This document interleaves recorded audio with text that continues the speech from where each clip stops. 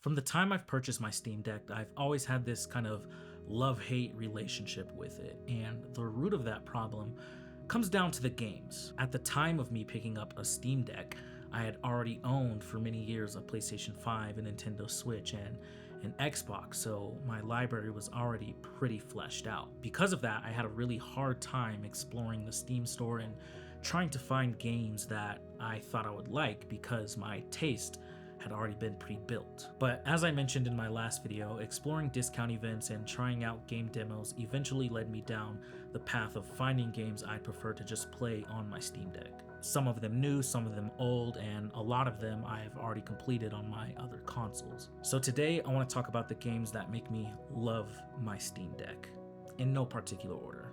But before we get into today's video, if you enjoy what you're watching, please hit that subscribe button below. Now let's get into it.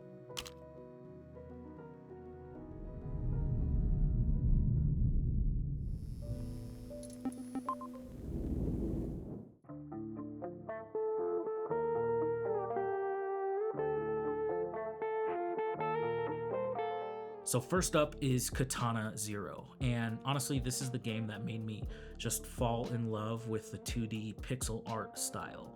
Before playing this game, 2D pixel art wasn't something I was too much of a big fan of, but the art style, the storytelling, the pacing of this game just really transformed something in me and really made me adore what this style of game has to offer. When I first booted it up, it instantly grabbed my attention with its 2D action platformer side-scrolling gameplay.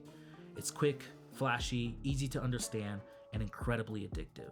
Clearing rooms with precision timing, the instant death and revive mechanic, and hunting down your assassin target all flow together so well. And it's not just the gameplay that makes me really enjoy this game. I'm a big story guy, and I had no clue that when I first booted up this game, it would hit the topic of mental health in a really unique and fun way. Next on this list is a pretty popular and well-known game. That's Hollow Knight and Hollow Knight Silksong. Now, I have a bit of a backstory when it comes to Hollow Knight. I purchased this game ages ago, honestly not having really much of a clue what it was. It just looked interesting to me and I really enjoyed the art style. Amongst all my naiveness, I ended up booting up this game and honestly immediately hating it. I was so confused. The gameplay, the way the map works, traversing the map, death, and how difficult it was honestly really turned me off. I truly hated this game. I regretted purchasing it and just continued to ignore it for years upon years. Eventually, the news of Hollow Knight Silksong came up and I remembered that I owned Hollow Knight. And honestly, I just decided to give it one more chance. I told myself, Eddie, you're gonna play this game. Just take your time, don't get frustrated, just explore directionlessly and have fun. And lo and behold, I end up beating my first boss, and that beautiful sense of accomplishment took me over and I completely fell in love with this game in a really shameful way. I ended up putting hours upon hours into this game, not truly 100% completing it. You know, I got to the Hollow Knight boss or whatever, but I didn't take it, much further than that. I'm not a Pantheon freak. I'm a bit of a wimp there and completely unashamed to admit, that level of difficulty.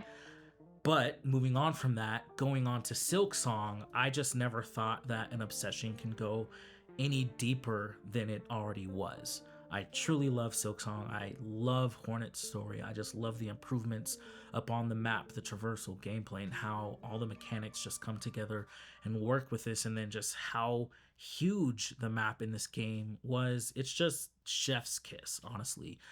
My perfect game. I can't wait for the DLC to come out. If you haven't tried Hollow Knight, I truly urge you to give it a shot. You are missing out on just peak greatness. While on the topic of Metrovanias, I want to mention Prince of Persia: The Lost Crown.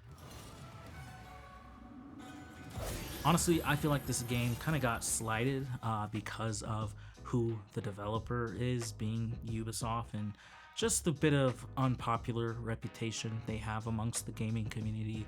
But this game is honestly a Metroidvania head's treat. It's so beautiful, it plays beautifully, it runs obviously amazingly on the Steam Deck, and the combat, exploration, and puzzles are great, and the boss battles are challenging while also being visually rewarding and so cool to experience.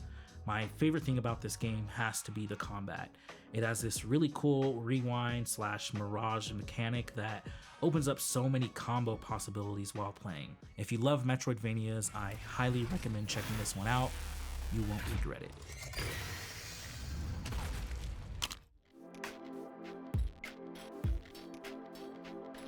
Speaking of obsessions, I want to talk about Hades 2, or more so SuperGiant games as a whole. I've been a huge fan of SuperGiant games since Transistor on my PlayStation Vita back in the day.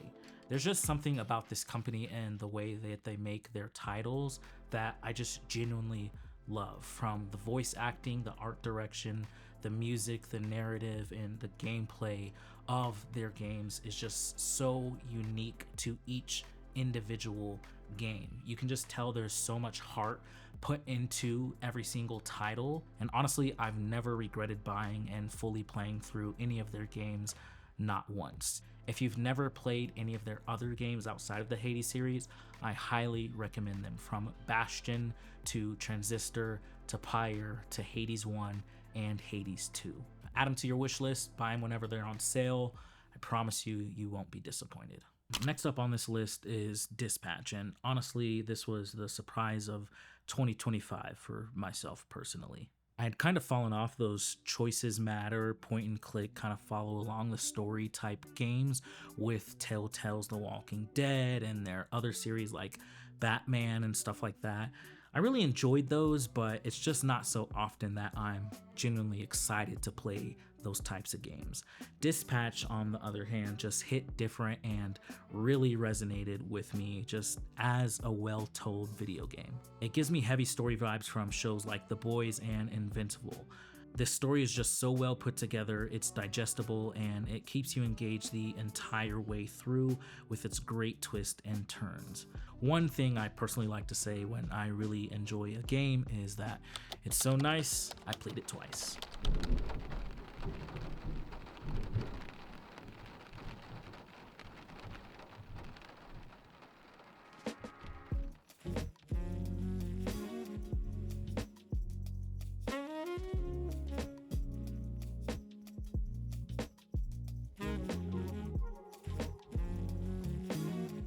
These next three recommendations are bigger titles that I like to play over longer periods of time. And to start off with the first two, that's Metal Gear Solid 5: The Phantom Pain and Metal Gear Solid Rising: Revengeance.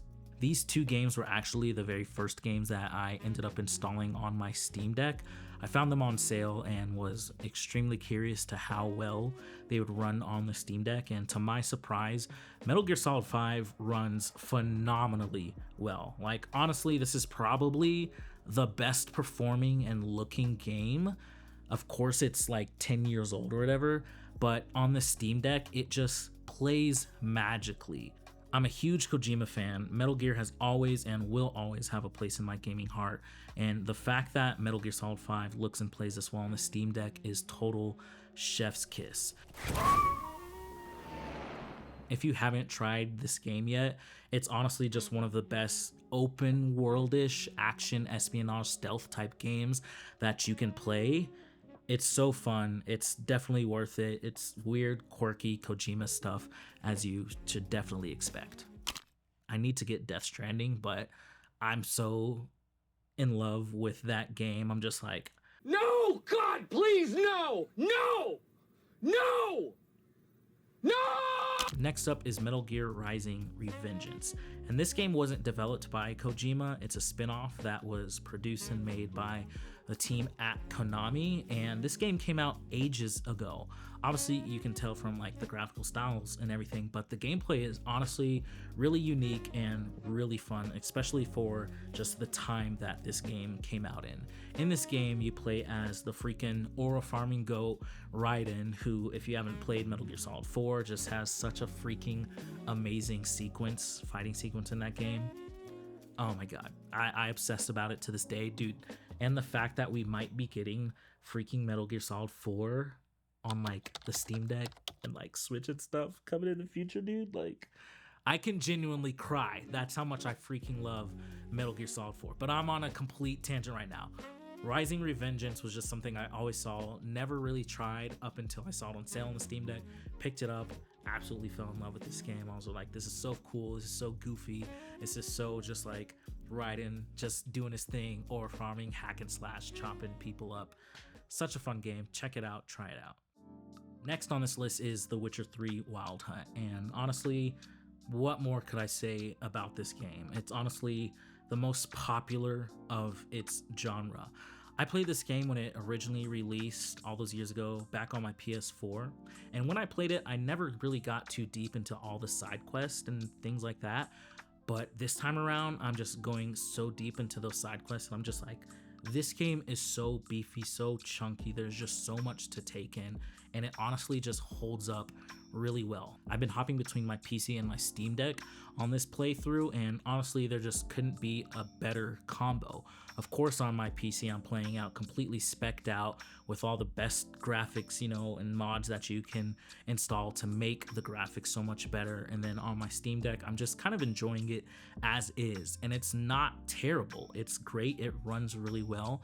I've had no issues, no crashes, no major hiccups with the game. When it comes to playing The Witcher 3 on my Steam Deck and my PC, I'm the type of gamer that just doesn't care for the mechanics like crafting and doing any type of like brewing, alchemy type thing. So being able to install mods to kind of just bypass that feature and then just let me enjoy the rest of the game really how I want to just makes me love this game, and just this playthrough of this experience so much more worth it. In the same medieval vein, Kingdom Come Deliverance 2 has been one of the most realistic and hardest games I have ever played. I didn't play the first game, but I'm working through the second one now. It's definitely a very involved game, meaning it's basically real life, but I'm taking my time and coming back to it every now and then, pacing myself so I don't get frustrated over how much I'm struggling. In terms of how it runs on the Steam Deck though, this being technically a next-gen game, it is optimized really well. I've had zero technical issues. My Steam Deck doesn't kick the fans on and start screaming for dear life, and on my PC, the visuals are absolutely stunning. On the Steam Deck, while obviously not running at anything close to max settings, this game still looks very good. Like seriously, I never thought I would actually have to learn how to sword fight in a game. The way I choose to swing my sword, the way the opponent is holding his sword, how much stamina I have, my overall just health and well-being matters. I was just like taken aback about how immersive this game is, but genuinely, it's such a fun and cool game. All right, next up on this list is Scott Pilgrim EX, and I kind of feel like I'm cheating with this one because at the time of recording this video, this game isn't actually out, but playing the demo got me really hooked to this game, and I'm actually super excited for its release here on March 3rd, which is actually tomorrow. So super hyped for this game. If you haven't played the original Scott Pilgrim versus the game, this one is kind of similar, but it's not developed by the same company. It's still that 2D beat 'em up style game, but I feel like this one has just a little more depth to its gameplay, all types of just mechanics to continue to upgrade your character as you progress through the game, and then it just has a new coat of paint on it, which honestly just makes it seem more fresh, more new, and it has that witty Scott Pilgrim humor that I genuinely enjoy as a Scott Pilgrim friend myself. This is kind of the brain dump video game that you just turn on, play kind of mindlessly when you need a break from the bigger aforementioned games. And on this last note, while still in the demo vein, I wanted to throw in some honorable demo mention to games that I'm genuinely looking forward to. First up is The Eternal Life of Goldman. I'd seen a trailer for this game a few years ago, or like early 2025, I'm not 100% sure, and I was immediately just enticed by the art style of this game. Lo and behold comes the demo, and oh my god, he just made the list. This game is genuinely my fever dream. It has hints of 2D Metroidvania elements, but it's not quite that. It's challenging without being overly difficult. The voice acting, dialogue, and gameplay are all top notch, but the art direction honestly just deserves an award of its own. I don't think I've ever seen, heard, or played something that's as beautiful as this game. You can just tell that all the artists behind this game took their sweet time and poured every ounce of love they have into literally every single millisecond of a frame of this game.